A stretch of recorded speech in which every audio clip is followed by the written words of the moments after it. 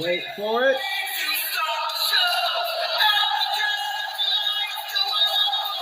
Everyone. I really hope you guys enjoyed that special intro. I don't own the rights to anything. But that being said, what is up, everyone, and welcome to a very special edition of The Danny Show. I'm your host, Daniel Cody, and this is where I give commentary and reviews on all things wrestling.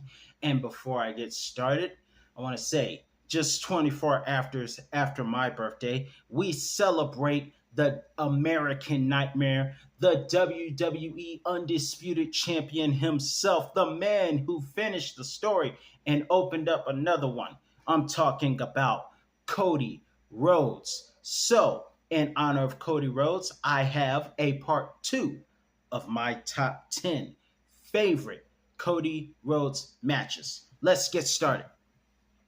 We first start in an unfortunate losing effort, but a very competitive and strategic style. We start at number 10 with Cody Rhodes alongside Ted DiBiase Jr. from Legacy. We have Legacy versus D-Generation X at Hell in a Cell 2009. They had an excellent strategy, locking Triple H out and isolating Shawn Michaels inside the cell. Very unique. But that's what happens when your mentor is the Viper. And of course, they almost won this match. But somehow Triple H found clippers to cut the chains off and get inside Hell in a Cell to save Shawn Michaels. And unfortunately for Cody, I think he was the guy who got pinned. But nonetheless, because of an amazing strategy that almost won the match for the team, this match makes the list. Next on this list, I had to do this in honor and tribute, but this next match I would like to do as honor and tribute to the late great Brodie Lee, Luke Harper, as we put at number 9, Cody Rhodes versus Brodie Lee on an episode of AEW Dynamite, October the 7th, 2020. This would unfortunately be the last match we would see Luke Harper, aka Brodie Lee, in. Brodie Lee was the TNT champion, but in a dog collar match, a pretty good one, Cody Rhodes would win back the TNT championship. However, in honor of Brodie, I put this match on the list. This was Brodie's last match against Cody Rhodes, as a couple of months later, unfortunately, we would lose him in an untimely passing in Florida. Next on this list, after Cody Rhodes left AEW 2 years later, he would be making his debut return at WrestleMania 38, Night 1 Saturday, and that is on this list at number 8 versus Seth freaking Rollins. Now, first off, the crowd welcomed him with open arms. As you remember, the last times he was in AEW, his last matches were not treated well by fans as fans began to turn on him. However, when he came to WWE, he was met with a great ovation, had a tremendous match with Seth Rollins. Now, while the Cody Rhodes versus Seth Hell in a Cell was the best one, the match that started at WrestleMania was very awesome to see. And of course, it happened in his father's home state of Texas, because originally Dusty is Texas born and raised. And in this match, Cody Rhodes would come out the victor in his first match back in WWE in a while. Next on this list, 1 year later, a year and a half later, we have Cody Rhodes versus the Beast Incarnate Brock Lesnar at SummerSlam. This was a match that seemed like Cody Rhodes could not win. Even Michael Cole kept saying, Cody, just stay down. You can't do this. And it was almost as if Cody is looking at Cole like, get behind me, Satan. Just kidding. But in any event, after being F5'd and being put to Suplex City, F5 through announce tables. Cody Rhodes refused to stay down. And the match that evened the score, because Cody Rhodes had one at Backlash, Brock had it at Night of Champions. This was the match to even the to settle the score. And in this match, despite being put down so many times, Cody Rhodes kept coming up and did what very few could do. And that is defeat Brock Lesnar and defeat him more than once. Only Roman, Goldberg, and Cena, by disqualification, was able to do that. Now, Undertaker pinned Brock in a triple threat match and made him pass out to a Hell's Gate, but Cody, Cena, and Goldberg are the only, and Roman are the only ones I know, and Seth, who are able to pin Brock more than once. And Brock Lesnar would show respect to Cody Rhodes at SummerSlam in Detroit last year. Next, going on to this list, we have Cody Rhodes would team up at Fastlane against Seth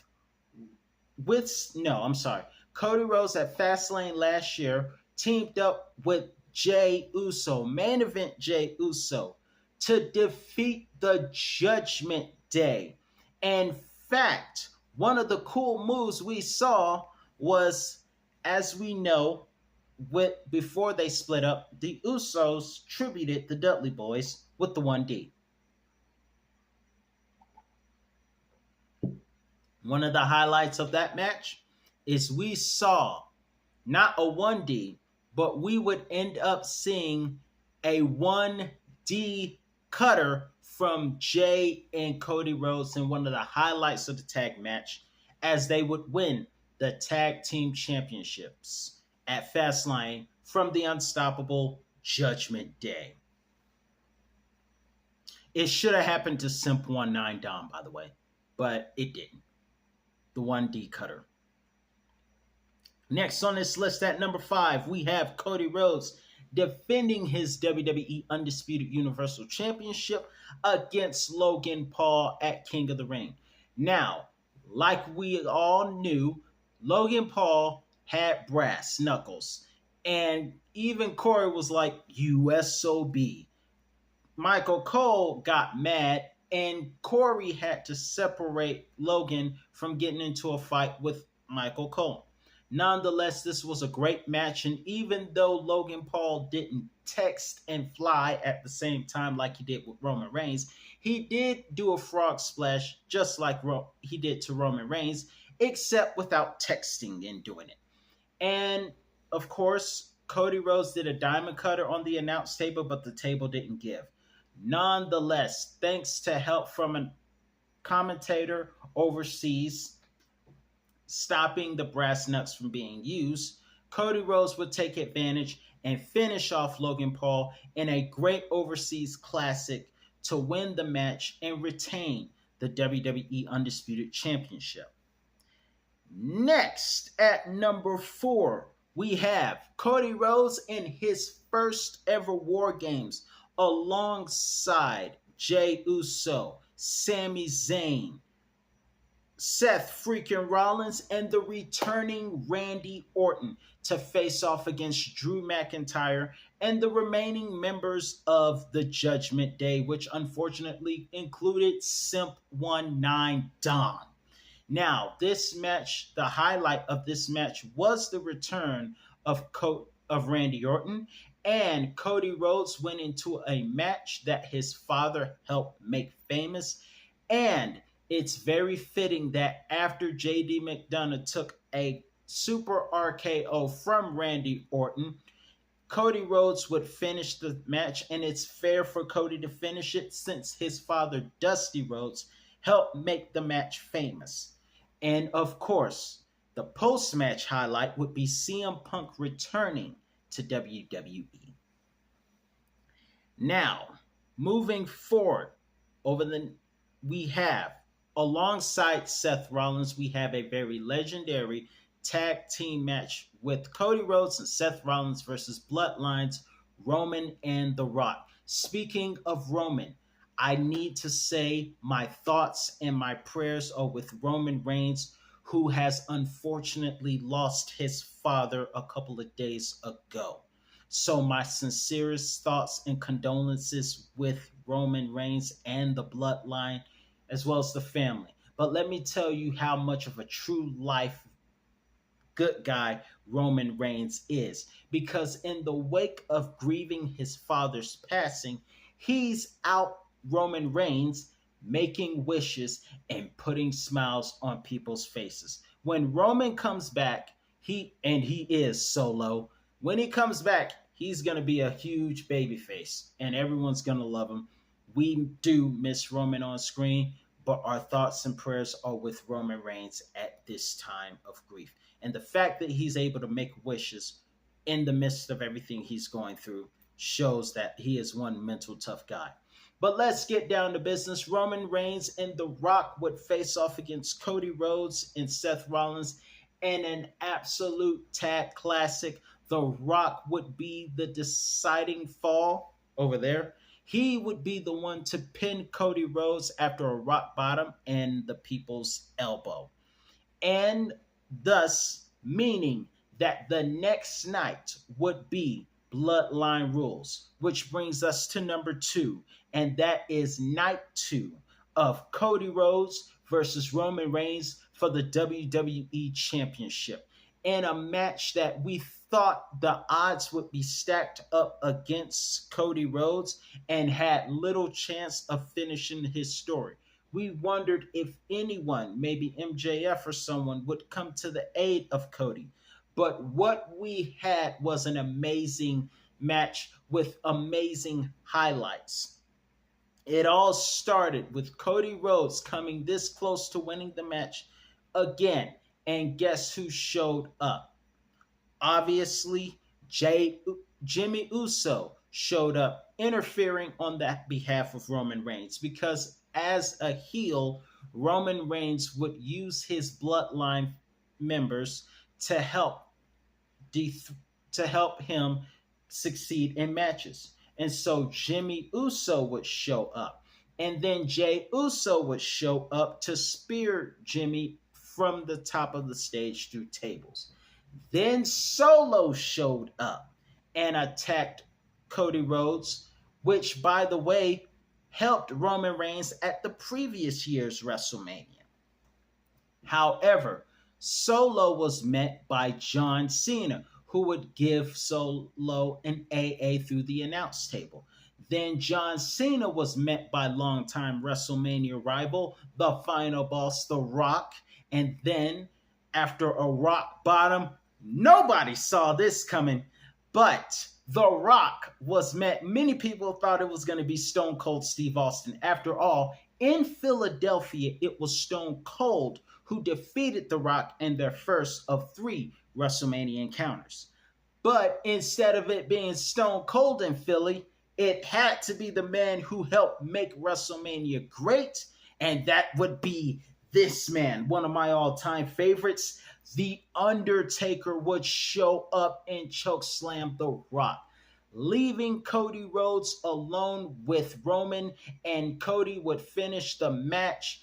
And of course, we have to mention Seth Rollins coming back in Shield attire to help Cody Rhodes. Of course, with all the amazing outside interferences and the great pops that came along, Cody Rhodes would be left alone to finally finish the story. And this was such a great moment that even Samantha Irvin was choked up while trying to announce Cody as the winner. Now, let's get to number 1. And at number 1, we have the classic match at Backlash overseas in France against the phenomenal AJ Styles. Now, this match was supposed to be one of the top matches of the year. And that's saying something, because if I remember correctly, we did not see a Styles Clash or a flying forearm to my knowledge. But this match was so great, and the crowds electricity made the match even special. But in the end, it was Cody Rhodes, Crossroads, that would win this match. And in his first title defense, he retained the WWE Championship. And fun fact, when AJ Styles and Cody Rhodes competed again, they competed in Scotland. Fun fact, all two matches between Cody Rhodes and AJ Styles took place in the continent of Europe, in the UK, the United Kingdom. Now, those are my favorite Cody Rhodes matches. Part 1 is already up, but let me know from this, what is your favorite match from Part 2? I'm your host, Daniel Cody, and that's all the time I have for you today. And that's What Do You Want to Talk About? I'll see you next time, everyone.